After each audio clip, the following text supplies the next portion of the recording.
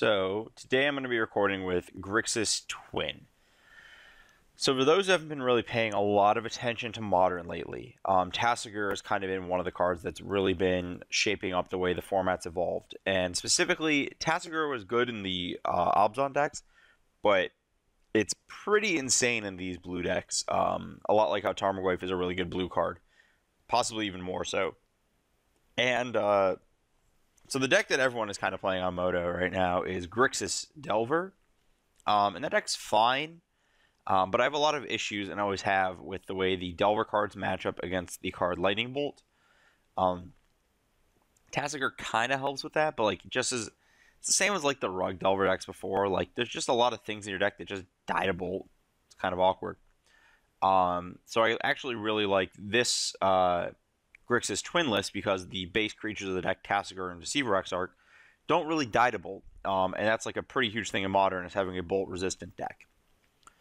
So going through it, we have the normal cards on the left. We got Serum Visions, where I'm becoming more and more certain that cantrips are just like not still too good, but like just what they do to your deck in Modern is just so absurd. Like just playing GFAB's bug deck versus playing like a normal green-black deck, just like the ability to just like, well, you know, the format is like you have to draw the right cards against the right decks because everything else doesn't matter because the decks are so linear. It's like, well, may as well play this card that does that. And then in turn, the package with Snapcaster not only is good value, like it gives you something to do with your Snapcaster when it's not going to do anything else, but like the ability to have Snapcaster as good as it could be in your deck lets you double down on powerful sideboard cards. You can see a lot of those in a minute. But that's also really huge in this format. Then we have Tasigur as the other normal card. Cards are just good. It's a cheap threat. It's hard to remove at value, and it very quickly cascades into a win. After that, we've got the stack interaction. We've got Cryptic Command, Remand, kind of our stock counters of the format. No mana leaks because we are playing a reasonably long game with Tasigur, and it's pretty easy to have mana leak in a position where you just get it back and it does nothing. Whereas if you're getting back a Remand, at least you draw a card with it. Spell Snare, Dispel Duress. Duress because you're really this deck's really using Duress as a combo protection, not really much else. You're not using it to somewhat disrupt creature combos, but like you're not using it to really exchange. You're using it to say, oh, I'm going to force through a twin at this point. Same with the spell, and Spell Snare is just like a good card. Not really much else to say about that. We've got our twin package, the pretty standard tempo twin package of twins, Exarchs, and 2-ish Pestermites. No Kikis. Again, we're trying to make Lightning Bolt as bad as possible here. We do need some Pestermites to make the combo consistent, but that's life. And then the removal suite, Terminate. It just kills things. Lightning Bolt, it's Lightning Bolt. Electrolyze has kind of been a card that lost a lot of stock with Birthing Pod, but then it's starting to gain it back a lot with beating the Grixis Delver decks.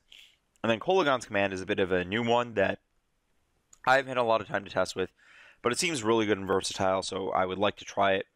It also mimics a lot of the really interesting Rise Fall synergies with Snapcaster Mage.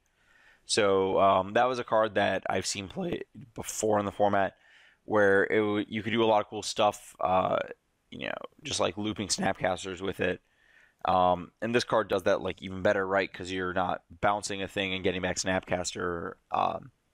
You're just getting back Snapcaster and like actually killing something or making them discard, which is pretty absurd.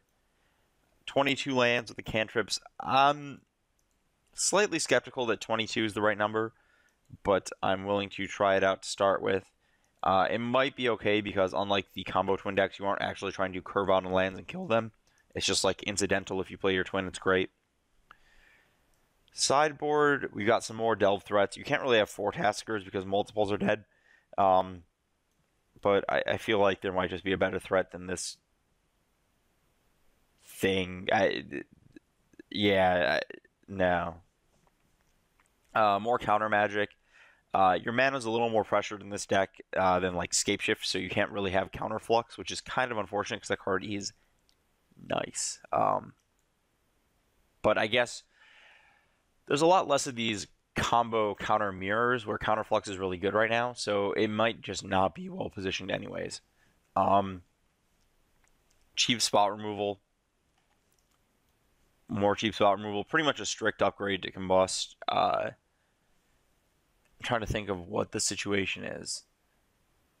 There was one. No, Midzium Skin was able to stop 2 volcanic fallouts, is what it was. Anyways, more Kolaghan's command. It's, artifact removal, creature removal value.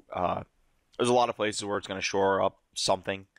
I've been told that the 2 and kill an artifact is really good against Affinity, so we'll see. Angers and explosives as sweepers against the faster decks, and a Vandal Blast again against Affinity. So, for what it's worth, this is a list that I did copy off a Magic Online Daily, so it could be flawed. But overall, a lot of the fundamentals here seem good. The main thing I could think of is you may want more deck filtering. If could see this list clunking up with like duresses and spell snares in hand, but we'll see how it goes.